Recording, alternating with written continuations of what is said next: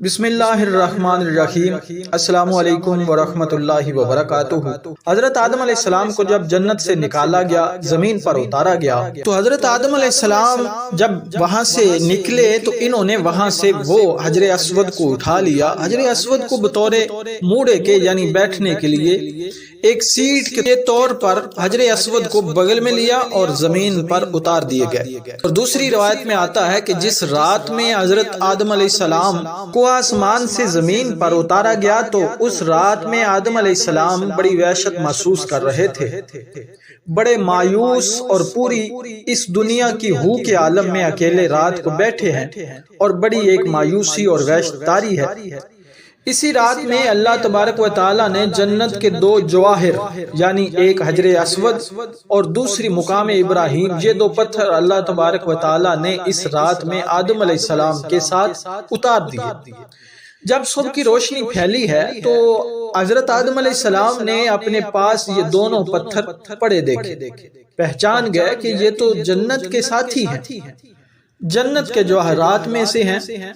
آپ نے دونوں کو لے کے سینے سے لگایا اور ان کو بغل گیر ہو گئے۔ اس سے تسکین حاصل کرنے لگے کہ یہ وہ جنت کا ایک سامان میرے ساتھ آ گیا ہے۔ اس طریقے سے اللہ تعالیٰ نے ان دونوں پتھروں کو زمین پر اتارا۔ اور عجیب بات یہ ہے کہ ایک حدیث میں آتا ہے کہ حضرت آدم علیہ السلام جو حجر اسود لے کر آئے تھے، اصل میں حجر اسود ایک فرشتہ تھا۔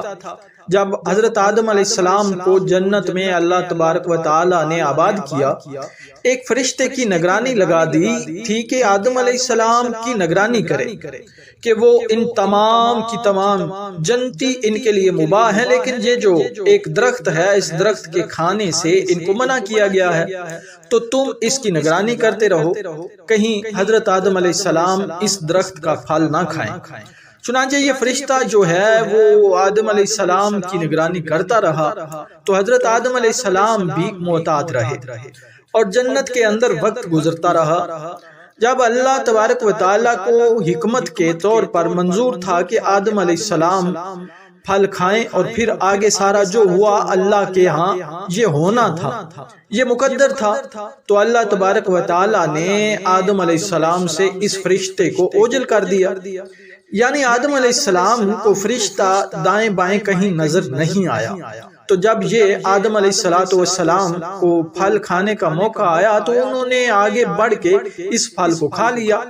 جیسے ہی پھل کھایا تو اللہ تبارک و تعالیٰ کے ہاں ظاہر ہے ایک خاص قسم کا غضب نازل ہوا کہ یہ تمہیں منع کیا گیا تو کیوں کھایا۔ اسی ہیبت اور دبدبے کے عالم میں اللہ تبارک و تعالیٰ نے اس فرشتے کی طرف دیکھا۔ جب اس ہیبت کے عالم میں اس فرشتے کو دیکھا تو فرشتہ خوف سے پتھر بن گیا اور وہ حجر اسود کی شکل کے اندر قائم ہو گیا، اور جس کو حضرت آدم علیہ السلام زمین پر لائے۔ اس کی تائید ایک دوسری صحیح حدیث سے ہوتی ہے کہ نبی کریم صلی اللہ علیہ وسلم فرماتے ہیں کہ کل بروز قیامت میں جب حجر اسود میدان معاشر میں آئے گا تو اس کے دو کان ہوں گے، اس کی دو آنکھیں ہوں گی، اس کی زبان ہوگی، باقاعدہ ہاتھ ہوں گے، گویا کہ پورے ہاتھ پیر کے ساتھ یہ میدان حشر کے اندر پہنچے گا۔ اور ساتھ ہی نبی کریم صلی اللہ علیہ وسلم نے فرمایا کیونکہ حجر اسود اصل میں ایک فرشتہ تھا، وہاں اللہ تبارک و تعالیٰ دوبارہ اس کو انہی اوضاع کے ساتھ ظاہر کر دیں گے اور وہ وہاں پہنچ کر پھر دنیا کے اندر ان کو بوسہ کرنے والے جو لوگ ہیں ان کے حق میں گواہیاں دیں گے۔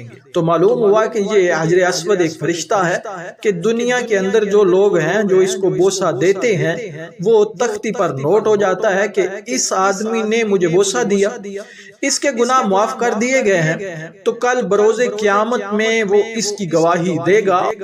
حدیث میں آتا ہے جب حجر اسود کو کوئی حج یا عمرہ کرنے والا بوسہ دیتا ہے تو حقیقت میں وہ اللہ سے مصافحہ کرتا ہے، اللہ سے سلام کرتا ہے، تو سلام کرنے کے نتیجے میں اللہ تبارک و تعالیٰ اس کے سارے گناہوں کو معاف کر دیتے، جیسے خود دو ایمان والے جب آپس میں ایک دوسرے سے مصافحہ کرتے ہیں۔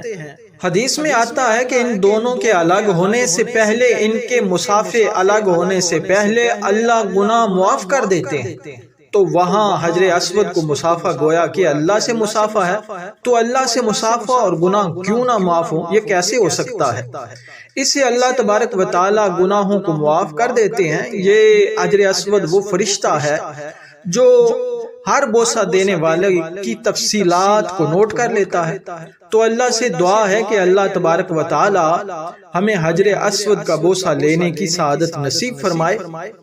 لیکن اس میں شریعت کا مسئلہ ہے کہ اس کے لیے آپ کسی دوسرے کو تکلیف دے کر اس کا بوسہ نہ لیں۔ تکلیف دے کر بوسہ لیں گے تو ظاہر ہے بوسہ لینا ایک مستحب عمل ہے، اور تکلیف کسی مسلمان کو دینا حرام ہے۔ حرام کام کر کے ایک مستحب حاصل کریں گے تو اللہ تبارک و تعالیٰ کے آگے اس کی کوئی قیمت نہیں۔ اگر نہیں موقع ملا تو دور سے سلام کر لے، سلام کر کے ہاتھوں کو چوم لے تو آپ کو وہی اجر ملے گا جو کہ بوسہ دینے والوں کو ملتا ہے۔